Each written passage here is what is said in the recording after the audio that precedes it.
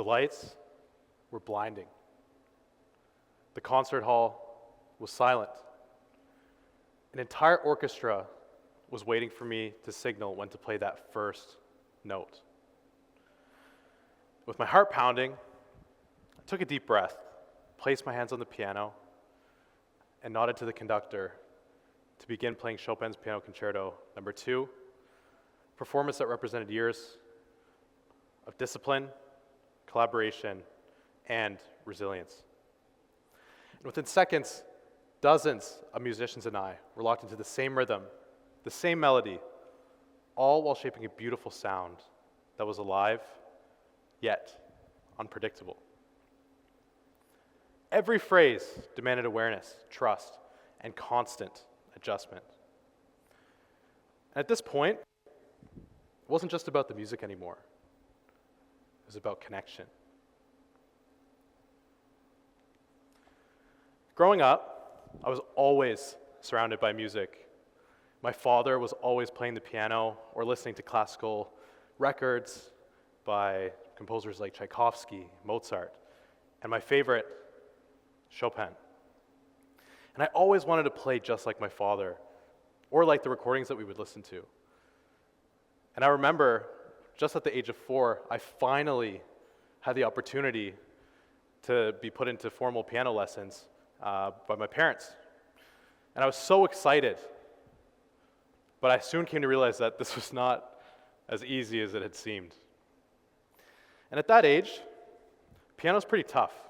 You know, at 4 years old, you don't have a lot of foundation. You don't really know what you're doing. I had no idea what I was doing. But what I did know is that there was something about the music that got me so hooked.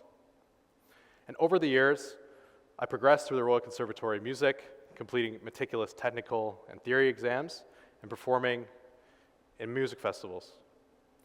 And what I was learning as a child, the piano wasn't teaching me just to figure out how to play the keys on the keyboard. It was slowly shaping how I focused, how I handled pressure, and complexity. By the time I reached university-level piano at Dalhousie University, that intensity only increased. And this is a huge gap, right? The amount of pieces I had to play, the repertoire I was playing was super difficult. The amount of exams and recitals I needed to do in order to fulfill my degree requirements was way more than I was used to.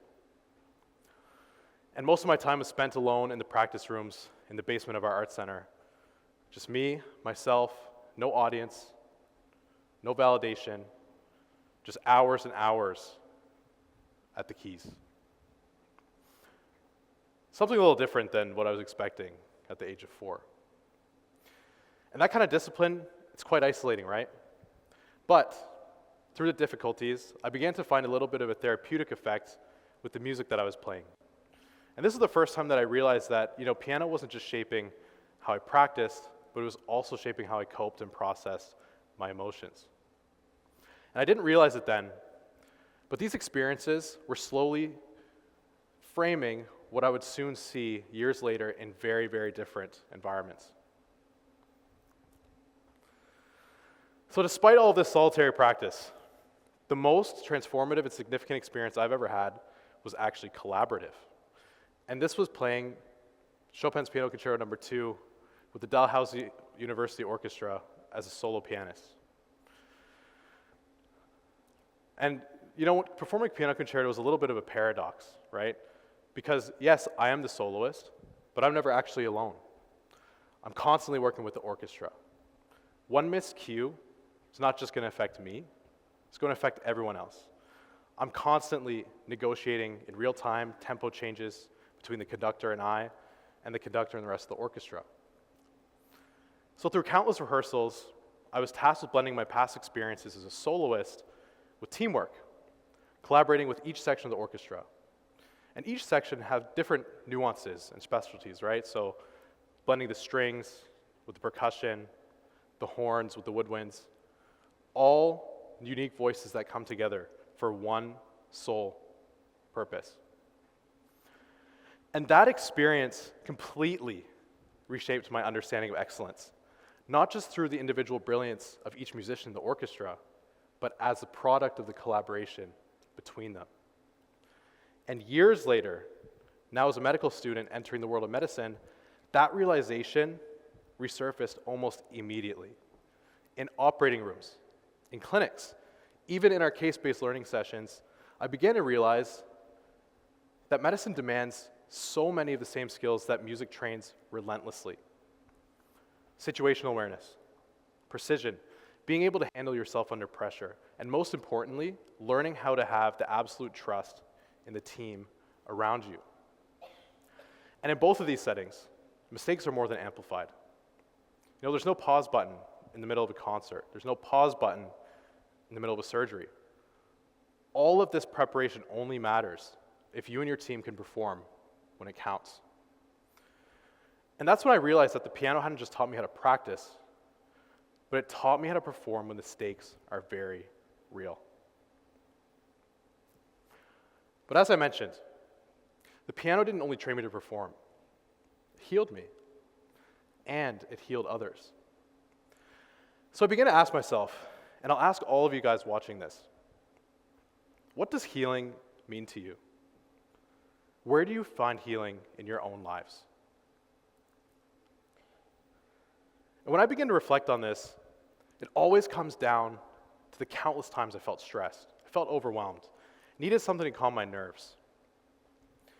And time after time, I always found myself reaching to the piano, to sit down, let the world fade away for a bit, while I can express my emotions through some of my favorite piano pieces.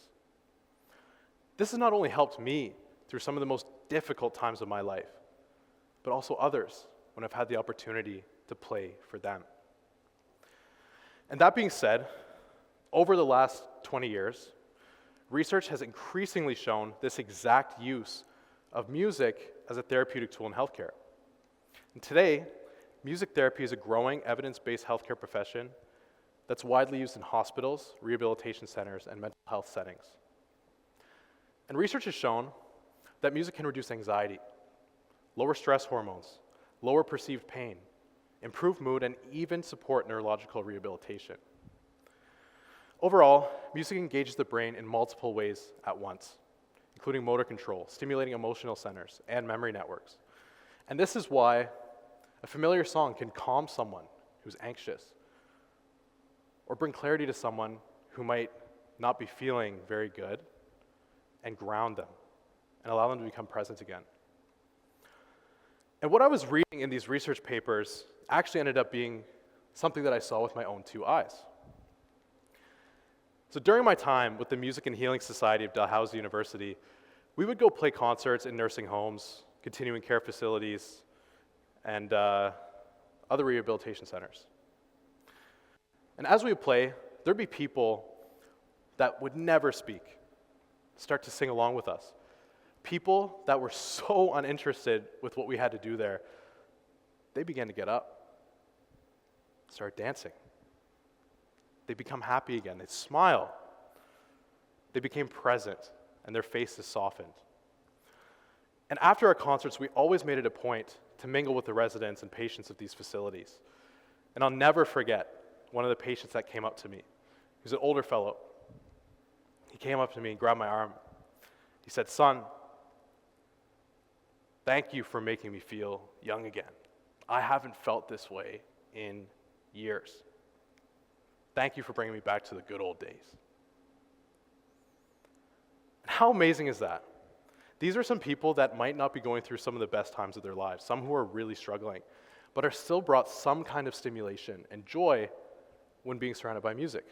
It's almost as if the music unlocks some kind of a hidden treasure chest within them.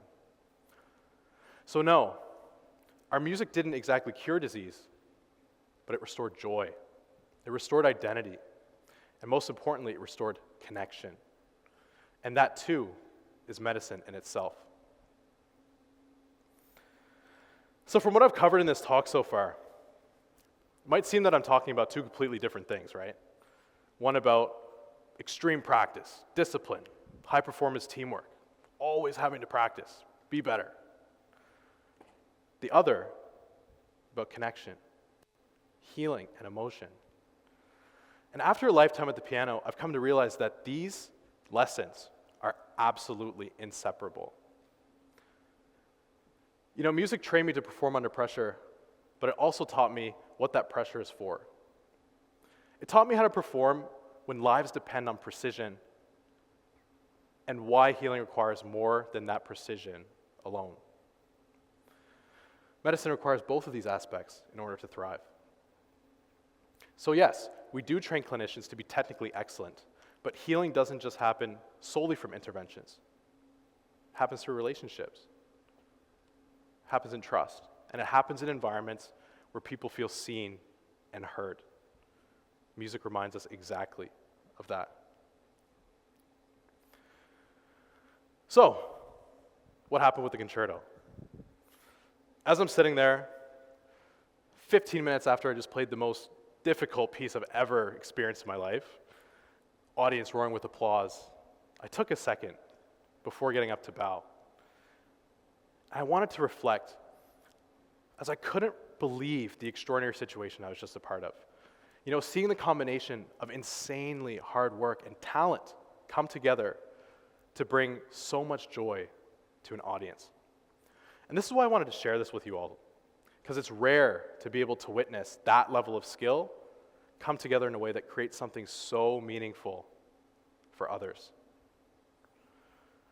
And so by now, you might be getting sick of me talking about, okay, all these lessons about piano. You know, all the countless lessons of solitary practice. How to perform under pressure.